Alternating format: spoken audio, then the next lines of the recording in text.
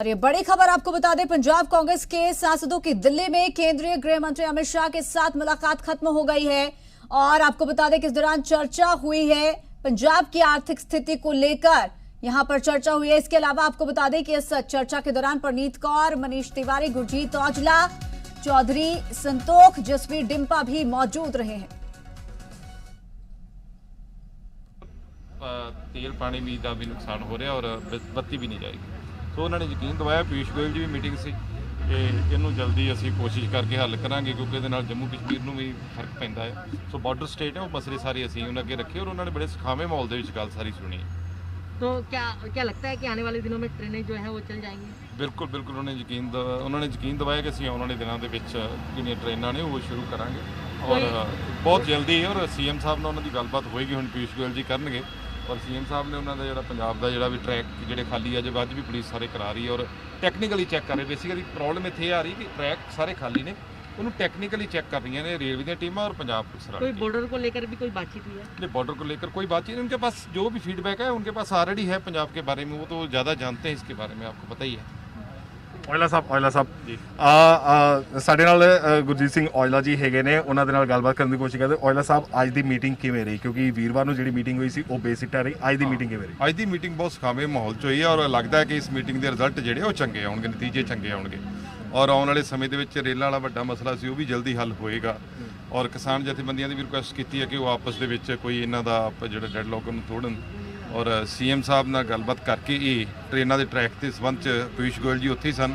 ਉਹਨਾਂ ਨੇ ਯਕੀਨ ਦਵਾਇਆ ਕਿ ਅਸੀਂ ਬੜੀ ਜਲਦੀ ਜਿਹੜਾ ਵਾ ਇੱਕ ਅੱਧੇ ਦਿਨ ਦੇ ਵਿੱਚ ਸ਼ੁਰੂ ਕਰਾਂਗੇ। ਔਜਲਾ ਸਾਹਿਬ, ਗੱਡੀਆਂ ਤੋਂ ਇਲਾਵਾ ਖੇਤੀ ਕਾਨੂੰਨਾਂ ਬਾਰੇ ਵੀ ਕੋਈ ਗੱਲਬਾਤ ਹੋਈ ਹੈ ਜਿਸ ਨੂੰ ਲੈ ਕੇ ਇਹ ਪੂਰਾ ਸੰਘਰਸ਼ ਚੱਲਦਾ ਪਿਆ? ਦੇਖੋ ਉਹਦੇ ਬਾਰੇ ਚਰਚਾ ਤੇ ਹੋਈ ਹੈ, ਪਰ ਉਹਨਾਂ ਨੇ ਉਹ ਗੱਲ ਜਿਹੜੀ ਹੈ, ਕਿਉਂਕਿ ਉਸ ਕਿਸਾਨ ਜਥੇਬੰਦੀਆਂ ਦੇ ਐਂਡ ਤੇ ਹੈ ਔਰ ਸਾਡੀ ਪਾਰਟੀ ਦਾ ਵੀ ਜਿਹੜਾ ਸਟੈਂਡ ਹੈ ਉਹ ਸਪਸ਼ਟ ਹੈ ਕਿ ਆਹ ਜਿਹੜੀ ਮਸਲੇ ਨੇ ਇਹ ਹੈਗੇ ਨੇ, ਪਰ ਉਹ ਕੋਈ ਵੀ ਟੇਬਲ ਤੇ ਹੀ ਗੱਲਬਾਤ ਹੱਲ ਹੋਏਗੀ ਨਾ। ਸੋ ਉਹਨਾਂ ਨੂੰ ਇਹ ਕਿਹਾ ਸੀ ਜਿਹੜਾ ਤੁਹਾਡਾ ਡੈਡਲੌਕ ਟੁੱਟ ਗਿਆ ਇਹਨੂੰ ਕਿਸੇ ਤਰੀਕੇ ਦੇ ਨਾਲ ਸ਼ੁਰੂ ਕੀਤਾ ਜਾਵੇ ਕਿਸਾਨਾਂ ਦੇ ਨਾਲ ਔਰ ਉਹਦਾ ਜਿਹੜਾ ਹੱਲ ਹੈ ਕੋਈ ਨਾ ਕੋਈ ਕੱਢਿਆ ਜਾਵੇ।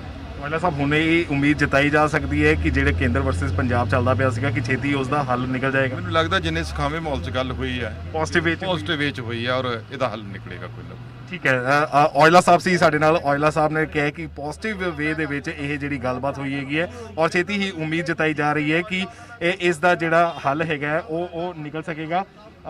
ਡਿੰਪਾ ਜੀ ਵੀ ਇੱਥੇ ਮੌਜੂਦ ਹੈਗੇ ਨੇ, ਡਿੰਪਾ ਜੀ ਦੇ ਨਾਲ ਵੀ ਗੱਲਬਾਤ ਕਰਨ ਦੀ ਕੋਸ਼ਿਸ਼ ਕਰਦੇ ਹਾਂ ਕਿ ਆਖਿਰ ਅੱਜ ਜਿਹੜੀ ਇਹ ਮੀਟਿੰਗ ਹੋਈ ਹੈ ਉਸ ਮੀਟਿੰਗ ਦੇ ਵਿੱਚ ਕੀ ਕੁਝ ਰਿਹਾ ਹੈ। ਜਿਵੇਂ ਕਿ ਔਜਲਾ ਸਾਹਿਬ ਇਹ ਕਹਿ ਰਹੇ ਸਨ ਕਿ ਬੜੇ ਪੋਜ਼ਿਟਿਵ ਵੇ ਦੇ ਵਿੱਚ ਇਹ ਮੀਟਿੰਗ ਹੋਈ ਹੈ ਔਰ ਇਸ ਦਾ ਜਿਹੜਾ ਕੇਂਦਰ ਵਰਸਸ ਪੰਜਾਬ ਜਿਹੜਾ ਚੱਲਦਾ ਪਿਆ ਸੀਗਾ, ਹਾਲਾਂਕਿ ਉਹਨਾਂ ਇਹ ਵੀ ਕਿਹਾ ਕਿ ਖੇਤੀ ਕਾਨੂੰਨਾਂ ਬਾਰੇ ਹਾਲੇ ਇਸ ਮੀਟਿੰਗ ਦੇ ਵਿੱਚ ਚਰਚਾ ਨਹੀਂ ਹੋ ਸਕੀ ਹੈ, ਤੇ ਪਰ ਮਾਲ ਗੱਡੀਆਂ ਤੇ ਰੇਲ ਗੱਡੀਆਂ ਦੀ ਜਿਹੜੀ ਚਲਾਨ ਦੀ ਜਿਹੜੀ ਗੱਲ ਹੈਗੀ ਆ ਉਹ ਉਸ ਦਾ ਜਿਹੜਾ ਹੱਲ ਹੈਗਾ ਉਹ ਛੇਤੀ ਹੀ ਨਿਕਲ ਜਾਵੇਗਾ। ਬੜੇ ਪੋਜ਼ਿਟਿਵ ਵੇ ਦੇ ਵਿੱਚ ਇਹ ਗੱਲਬਾਤ ਹੋਈ है। बिल्कुल, जो एक्सप्रेशंस जो फेस एक्सप्रेशंस हैं उनसे लगता है कि बड़े ही पॉजिटिव वे में बातचीत हुई है। डिंपा जी हैं हमारे साथ। डिंपा जी, किवें दी रही अज दी मीटिंग? क्योंकि वीरवार नूं जिहड़ी मीटिंग हुई सी वो बेनतीजा रही सी, अज दी मीटिंग दा की सिट है?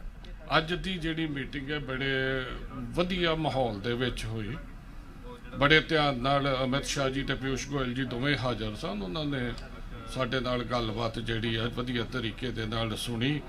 ਅਸੀਂ ਪੰਜਾਬ ਦੇ ਜੋ ਦਰਪੇਸ਼ ਆ ਰਹੀਆਂ ਮੁਸ਼ਕਲਾਂ ਜੋ ਸਾਨੂੰ ਜਿੱਥੇ ਲੱਗ ਰਿਹਾ ਸੀਗਾ ਵੀ ਇੱਥੇ ਲੋੜ ਆ ਜਿਹੜੀ ਆ ਸਾਨੂੰ ਇਹਨਾਂ ਚੀਜ਼ਾਂ ਦੇ ਉੱਤੇ ਹੋਰ ਕੰਮ ਕਰਨ ਦੀ ਲੋੜ ਆ, ਕੇਂਦਰ ਸਰਕਾਰ ਨੂੰ ਹੋਰ ਧਿਆਨ ਦੇਣ ਦੀ ਲੋੜ, ਅਸੀਂ ਸਾਰੀਆਂ ਇਹਨਾਂ ਦੇ ਧਿਆਨ ਦੇ ਵਿੱਚ ਲਿਆਂਦੀਆਂ ਤੇ ਅੱਜ ਦਾ ਜਿਹੜਾ ਵਾ ਬਹੁਤ ਹੀ ਪੋਜ਼ਿਟਿਵ ਮੈਂ ਸਮਝਦਾ ਅੱਜ ਦੀ ਮੀਟਿੰਗ ਸੀਗੀ।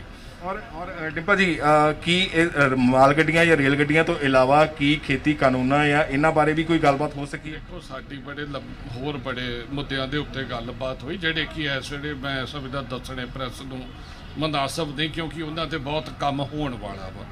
जो उन्हां दा नतीजा आऊगा तुहाडे जरूर असीं ध्यान। डिंपा जी, की हुण ये समझिया जा सके कि जिहड़ी पंजाब दे विच आर्थिक संकट एक बनन दी कगार ते हैगा सीगा कि उस दा हुण हल निकल सकेगा? बिल्कुल हल निकलेगा, मैनू पक्का विश्वास। ठीक है, बहुत बहुत शुक्रिया डिंपा जी गलबात करने के लिए। सो डिंपा जी सी ਜਿਹੜੇ ਜਿਨ੍ਹਾਂ ਨੇ ਕਿਹਾ ਹੈ ਕਿ ਛੇਤੀ ਹੀ ਇਸ ਦਾ ਜਿਹੜਾ ਕੋਈ ਹੱਲ ਹੈਗਾ ਉਹ ਨਿਕਲ ਸਕੇਗਾ ਔਰ ਹੋਰ ਵੀ तमाम ਇੱਥੇ ਜਿਹੜੇ ਐਮਪੀਜ਼ ਹੈਗੇ ਨੇ ਉਹ ਮੌਜੂਦ ਹੈਗੇ ਨੇ, ਉਹਨਾਂ ਦੇ ਨਾਲ ਗੱਲਬਾਤ ਕਰਨ ਦੀ ਕੋਸ਼ਿਸ਼ ਕਰਦੇ ਹਾਂ।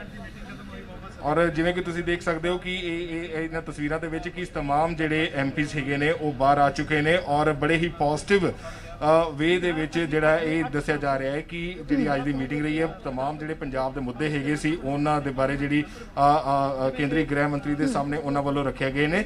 ਤੇ ਹੋਰ ਵੀ ਜਿਹੜੀ ਹਾਲਾਂਕਿ ਖੇਤੀ ਕਾਨੂੰਨ ਜਾਂ ਖੇਤੀ ਬਿੱਲਾਂ ਬਾਰੇ ਕੋਈ ਹਾਲੇ ਚਰਚਾ ਨਹੀਂ ਹੋਈ ਹੈ, ਜਿਵੇਂ ਡਿੰਪਾ ਜੀ ਕਹਿ ਰਹੇ ਸੀ ਕਿ ਬਹੁਤ ਹੀ ਪੋਜ਼ਿਟਿਵ ਵੇ ਦੇ ਵਿੱਚ ਜਿਹੜੇ ਪੰਜਾਬ ਦੇ ਮੁੱਦੇ ਹੈਗੇ ਸਨ ਉਹ ਕੇਂਦਰੀ ਗ੍ਰਹਿ ਮੰਤਰੀ ਉਹਨਾਂ ਦੇ ਸਾਹਮਣੇ ਰੱਖੇ ਨੇ।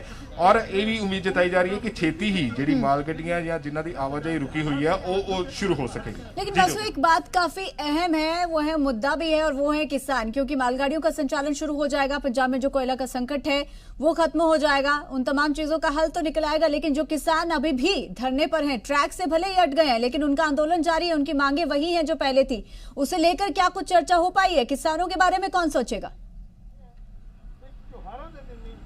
बिल्कुल यही जो तमाम मुद्दे हैं, खास तौर पे जो किसानी के मुद्दे हैं, ये उनके सामने रखे गए हैं केंद्रीय गृह मंत्री के सामने। क्योंकि अगर आवाजाही मालगाड़ियों की बंद है या रेलगाड़ियों की बंद है तो वो इसी को लेकर है कि पंजाब में जो किसान हैं वो धरने पे बैठे हैं। लेकिन वो धरने पे क्यों बैठे हैं? वो इसीलिए बैठे हुए हैं क्योंकि वो खेती कानूनों का विरोध किया जा रहा है उनकी तरफ से, और ये कहा जा रहा है कि केंद्र सरकार जो खेती कानून है उनको वापस ले। हालांकि पंजाब सरकार का जो स्टैंड है वो इसी बात को लेके है कि जल्द ही जो इसका कोई समाधान निकाला जाएगा। लेकिन अभी भी किसान जो हैं वो धरने पर हैं, प्रदर्शन पर हैं। रेलवे ट्रैक्स बेशक खाली कर दिए गए हैं लेकिन रेलवे ट्रैक से हटाकर जो धरने हैं उनको प्लेटफॉर्म पर शिफ्ट किया गया है।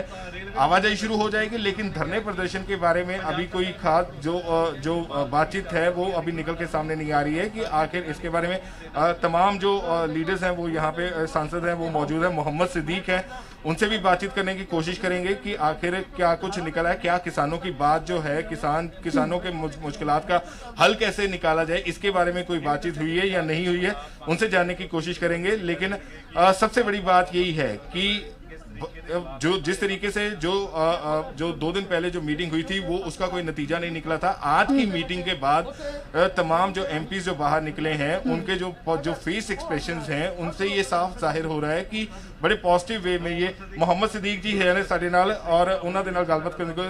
सिद्दीक साहब, अज दी मीटिंग दा किस तरीके दे नाल देखदे हो कि बड़े पॉजिटिव वे दे विच हुई है या जिस तरीके दा रिस्पॉन्स तुहानूं मिलिया हैगा? बहुत अच्छा रिस्पॉन्स मिले जी। गृह मंत्री जी ने भी ते रेलवे मंत्री जी ने भी सानूं बड़ा आश्वासन दिता है। असीं जदों उन्हां नूं दस्सिया भी इस तरीके दे नाल सरहदी सूबा जाणदे वो भी ने, पर साडा कहण दा फर्ज बनदा सीगा।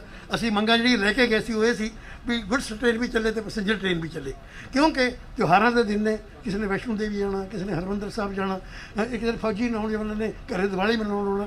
तो मतलब असीं सारियां गल्लां उन्हां नाल कीतियां है जी। ये भी कहा गया भी देखो जी अन्न दे उत्थे ਇੰਨੇ ਜ਼ਿਆਦਾ ਅੰਬਾਰ ਲੱਗੇ ਹੋਏ ਨੇ, ਜੇ ਕੱਲ੍ਹ ਕੱਲ੍ਹ ਨੂੰ ਬਾਰਿਸ਼ ਹੋ ਜਾਂਦੀ ਹੈ ਉਹ ਸਾਰਾ ਕੰਮ ਖਰਾਬ ਹੋ ਜਾਊਗਾ। ਤੇ ਉਹਨਾਂ ਨੇ ਗੱਲ ਬੜੇ ਪਿਆਰ ਨਾਲ ਸੁਣੀ ਹੈ ਤੇ ਸਾਨੂੰ ਆਸ਼ਵਾਸਨ ਦਿੱਤਾ। ਕੀ ਭਰੋਸਾ ਦਿੱਤਾ ਗਿਆ ਤੁਹਾਨੂੰ? ਸਾਨੂੰ ਭਰੋਸਾ ਦਿੱਤਾ ਕਿ ਵੀ ਜਲਦੀ ਅਸੀਂ ਇਹ ਕੰਮ ਕਰ ਦੇਵਾਂਗੇ। ਸਿਰਫ ਮਾਲ ਗੱਡੀਆਂ ਦਾ ਭਰੋਸਾ ਦਿੱਤਾ ਗਿਆ ਜਾਂ ਖੇਤੀ ਕਾਨੂੰਨਾਂ ਬਾਰੇ ਵੀ ਕੋਈ ਗੱਲਬਾਤ ਹੋਈ ਹੈ? ਦੇਖੋ ਕਾਨੂੰਨਾਂ ਦੀ ਗੱਲ ਇਹ ਹੈ, ਕਾਨੂੰਨ ਦੀ ਗੱਲਬਾਤ ਚੱਲਦੀ ਰਹੂਗੀ ਕਿਉਂਕਿ ਕਾਨੂੰਨ ਜਿਹੜਾ ਇੱਕ ਵਾਰੀ ਪਾਸ ਹੋ ਜਾਵੇ ਨਾ ਹਾਂਜੀ ਉਹਨੂੰ ਮਿਟਾਉਣਾ ਸਰਕਾਰ ਕੱਲਾ ਤਾਂ ਕੋਈ ਬੰਦਾ ਐਸਾ ਕੰਮ ਕਰਦਾ ਨਹੀਂ ਹੈ। ਉਹਨਾਂ ਦੀ ਮੀਟਿੰਗਾਂ ਹੋਣਗੀਆਂ, ਕਮੇਟੀ ਬਣਾਉਣ ਵਾਸਤੇ ਉਹਨਾਂ ਨੇ ਕਹਿ ਦਿੱਤਾ ਅਸੀਂ ਜਲਦੀ ਕੰਮ ਕਰ ਰਹੇ ਹਾਂ। ਪਰ ਕਿਉਂਕਿ ਜਿਹੜਾ ਇਹ ਅੰਦੋਲਨ ਜਿਹੜੇ ਪੰਜਾਬ ਜਿਹੜੇ ਕਿਸਾਨ ਸੰਘਰਸ਼ ਕਰ ਰਹੇ ਨੇ ਉਹ ਖੇਤੀ ਕਾਨੂੰਨਾਂ ਨੂੰ ਲੈ ਕੇ ਹੀ ਕਰ ਰਹੇ ਨੇ। ਮਾਲ ਗੱਡੀਆਂ ਦਾ ਇੱਕ ਅੱਡ ਮੁੱਦਾ ਹੋ ਗਿਆ, ਪਰ ਮਾਲ ਗੱਡੀਆਂ ਚੱਲ ਵੀ ਜਾਣਗੀਆਂ। ਪਰ ਕੀ ਕਿਸਾਨਾਂ ਦਾ ਸੰਘਰਸ਼ ਬਾਰੇ ਤੁਸੀਂ ਜਾਣਕਾਰੀ ਦਿੱਤੀ ਹੈ? ਐਮਐਸਪੀ ਬਾਰੇ ਜ਼ਿਆਦਾਤਰ ਡਿਮਾਂਡ ਸੀਗੀ ਕਿਸਾਨਾਂ ਦੀ ਵੀ ਐਮਐਸਪੀ ਬੰਦ ਹੋ ਜੂਗੀ।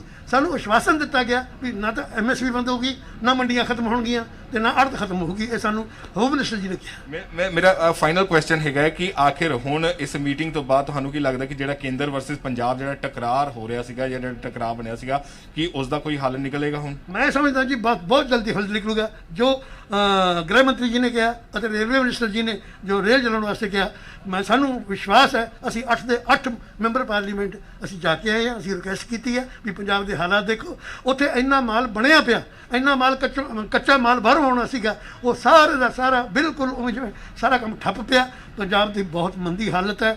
ਇਸ ਵੇਲੇ ਪੰਜਾਬ ਨੂੰ ਨੁਕਸਾਨ ਬਹੁਤ ਹੋ ਰਿਹਾ ਕਿਉਂਕਿ ਪੰਜਾਬ ਇਸ ਮੁਲਕ ਦਾ ਇੱਕ ਹਿੱਸਾ ਹੈ। ਇਸ ਕਰਕੇ ਉਹਨਾਂ ਨੂੰ ਪਿਆਰ ਨਾਲ ਤੇ ਉਹਨਾਂ ਨੇ ਸਾਡੀ ਗੱਲ ਪਿਆਰ ਨਾਲ ਸੁਣੀ ਹੈ ਤੇ ਸਾਨੂੰ ਵਿਸ਼ਵਾਸ ਦਿਵਾਇਆ। ਠੀਕ ਹੈ ਸਿੱਦੀਕ ਸਾਹਿਬ, ਬਹੁਤ ਬਹੁਤ ਸ਼ੁਕਰੀਆ ਜੀ ਪੰਜਾਬ ਹਰਿਆਣਾ ਹਿਮਾਚਲ ਦੇ ਨਾਲ ਗੱਲਬਾਤ ਕਰਨ ਦੇ ਲਈ। ਸੋ ਜੋਤੀ जैसा कि आपने देखा कि मोहम्मद सिद्दीक की तरफ से या जितने भी तमाम जो एमपीज बाहर आए हैं उनसे भी यही कहा जा रहा है कि जो बड़े ही पॉजिटिव वे में ये बातचीत हुई है, बड़े ही पॉजिटिव वे में उन्होंने अपना जो लेकिन पक्ष मोहम्मद था सादिक वो की गृह मंत्री अगर के सामने रिएक्शन रखा की है। हम बात करें, उनकी तरफ से एक बात कही गई यहाँ पर कि कृषि कानून को लेकर जो है बात हुई, लेकिन रद्द करने को लेकर कोई खास रिएक्शन जो है वो केंद्र की ओर से, यानी कि गृह मंत्री के साथ भी अगर मुलाकात हुई है तो कोई खास रिएक्शन जो नहीं मिला, यानी कि किसान जिस समस्या से, जिस स्थिति से जूझ रहे थे, अभी तक उन्हें और जूझना पड़ेगा, उस बारे में फिलहाल कोई भी विचार नहीं हुआ। क्योंकि सिर्फ कृषि कानून ही नहीं, अब पराली को लेकर जो नया कानून बना दिया गया था उसका भी विरोध किसान कर रहे हैं।